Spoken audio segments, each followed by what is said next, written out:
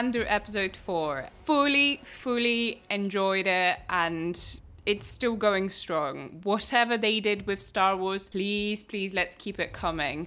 The show just keeps delivering. So let me start with the music. Nicholas Britell, once again, he delivered. One of the most talented music composers out there right now. I really enjoyed every score he delivers. I know him from Succession. If you haven't seen Succession, drop everything what you do, watch Andor, then watch Succession, or the other way around, watch Succession, then Andor. Whatever music he writes, it just captures every single emotion and explores the depth of the character and beauty of the story, essentially. And it fits the story, but at the same time, it doesn't feel way too intrusive. It's its own character, but it's not taking the lead. The show doesn't rely on the music being good. I think it works really well. Stellan Skarsgård.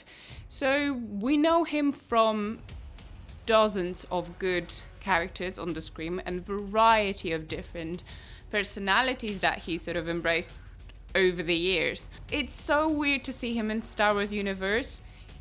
And it's not weird because he doesn't fit. It's weird because he fits so well. It looks like he's just been always in the Star Wars universe. So for example, in Blade Runner, I could not buy the fact that Ryan Gosling was part of that world. It didn't fit. Whereas Stellan Skarsgård kind of fits Star Wars, and I like it. I really like who he is and what he offers, what he brings to the table, and yeah, like more of the characters, more of the actors of that caliber. I think that's what the Star Wars needed. Luthen leaves the Kyber crystal, and obviously Kyber crystals are what lightsabers are made of. And yeah, it was really cool, again, not to Rakuten and stuff, and who I personally know from the Knights of the Republic game. And again, another one of those Easter eggs that only true die-hard fans could get.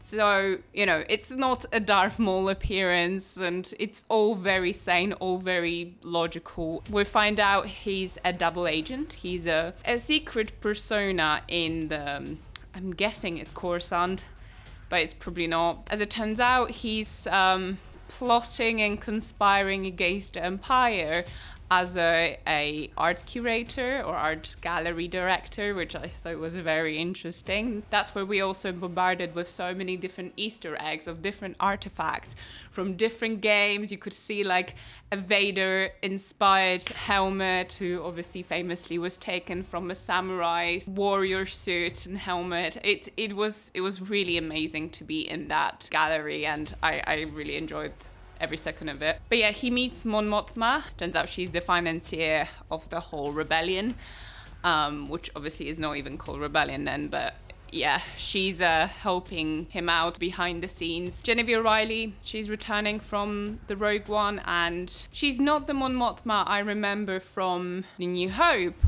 but she works. She looks like her.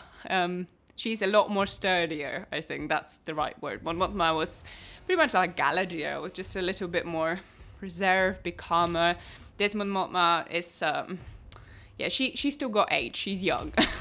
The script, I need to talk about the script again because I'm gonna go back to the beginning again, but the short exchange that Cassian and Luthen, Stellan Skarsgård's character, are having was so well written that, again, it was one of those moments I forgot completely I was watching Star Wars.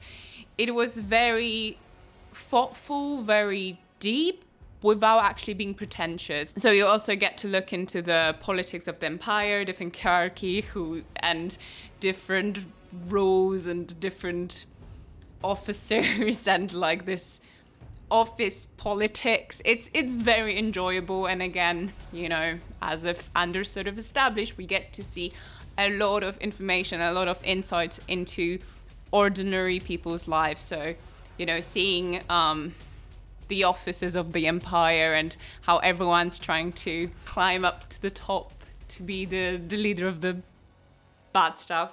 Whoa, that was a huge dragonfly that just tried to attack me, but it managed to hit the window. Anyway, it's very captivating. It's very enjoyable to watch, and it's very believable, knowing that Empire is just not this cold, yes, no sort of everyone's sort of trying to pursue their own agenda. And again, even though it's placed in Star Wars, it doesn't feel like Star Wars. So we're landing at Naldani.